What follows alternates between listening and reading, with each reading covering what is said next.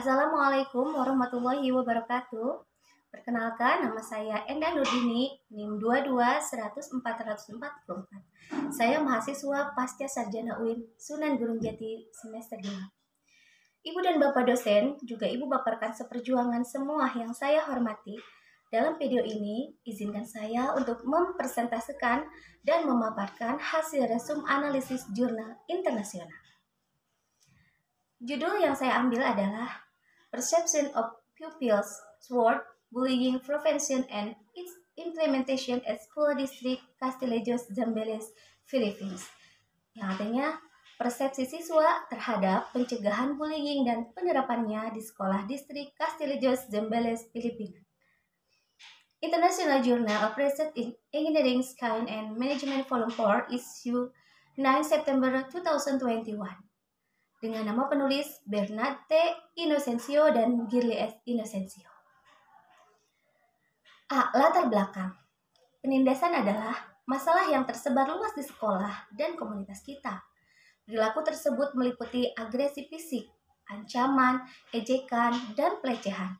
Dalam bentuk apapun, intimidasi adalah perilaku antisosial yang tidak dapat diterima, yang dapat merusak kualitas lingkungan sekolah, mempengaruhi hasil akademik dan sosial siswa, menyebabkan korban trauma emosional dan psikologis, dan dalam kasus ekstrim, menyebabkan kekerasan yang serius.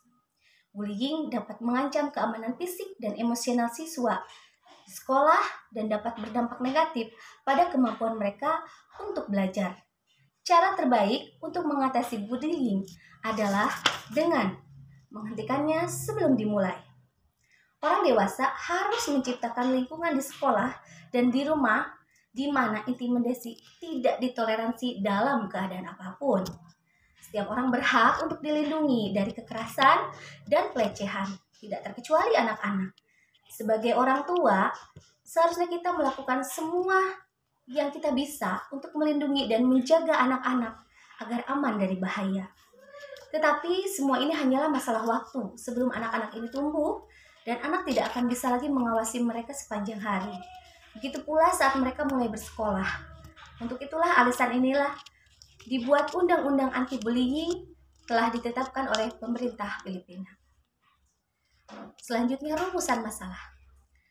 Bagaimana sikap siswa dapat dideskripsikan terhadap pentingnya pencegahan bullying di School District of Castillejos Zambales, Filipina? Yang keduanya, bagaimana penerapan undang-undang anti-bullying dapat dinilai menurut persepsi responden? Selanjutnya, tujuan dari penelitian ini adalah untuk menilai persepsi siswa terhadap pencegahan bullying dan implementasinya di School District of Castillejos Zambales, Filipina. Yang keduanya, untuk mengetahui penerapan undang-undang anti-bullying dapat dinilai menurut persepsi responden. D. Hipotesis penelitian. Fenomena bullying di sekolah semakin menarik perhatian universal di kalangan peneliti, media, otoritas sekolah, dan orang tua yang peduli dengan kesejahteraan dan keselamatan siswa. Bullying di sekolah juga merupakan masalah di seluruh dunia yang dapat memiliki konsekuensi negatif bagi iklim sekolah umum dan hak siswa untuk belajar di lingkungan yang aman tanpa rasa takut. Ini adalah masalah keamanan yang tersebar luas dan mungkin paling tidak dilaporkan di sekolah. Sampai saat ini, sebagian besar peneliti intimidasi hanya peduli dengan intimidasi sekolah, meskipun konteks intimidasi lainnya juga telah diteliti secara luas. Selanjutnya, metode dari penelitian jurnal ini yaitu menggunakan jenis penelitian kualitatif. Penelitian ini menggunakan metode descriptive checklist. Adapun prosedur penelitiannya, izin dan persetujuan diminta dari kantor pengawas sekolah umum. Data yang dikumpulkan dihitung, dianalisis, dan diinterpretasikan. Data ini diolah menggunakan prosedur statistik rutin dan program perangkat lunak komputer Excel dalam menganalisis data yang diperoleh. Hasil penelitian. Hasil dan pembahasan dari semua data yang dikumpulkan melalui penggunaan tabel, analisis dan interpretasi data dilakukan setelah penyajian tabel. Semua tanggapan menunjukkan persetujuan subjek sangat setuju. Hal ini menunjukkan bahwa penerapan undang-undang anti-bullying akan melindungi hak-hak anak dan mengurangi kerugian fisik dari bullying, akan meningkatkan harga diri, mendorong persahabatan dan persaudaraan, menurunkan tingkat depresi, dan mengurangi pemikiran untuk bunuh diri, akan menciptakan lingkungan yang bahagia, dan akan membatasi kecemasan sosial, dan akan mengurangi kekerasan di sekolah, dan meningkatkan prestasi siswa pastinya. Hal ini menunjukkan bahwa ada sikap positif terhadap pencegahan bullying di distrik Sekolah Castilejos, Zambales, Filipina. Nah, kesimpulannya, berdasarkan temuan, kesimpulan berikut diberikan. Yang pertama ialah profil responden dapat mempengaruhi sikap terhadap bullying.